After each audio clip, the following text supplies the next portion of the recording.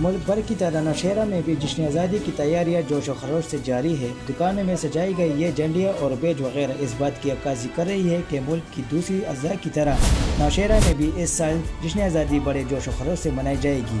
Mohammad Sabir, the reporter news, Nowshera.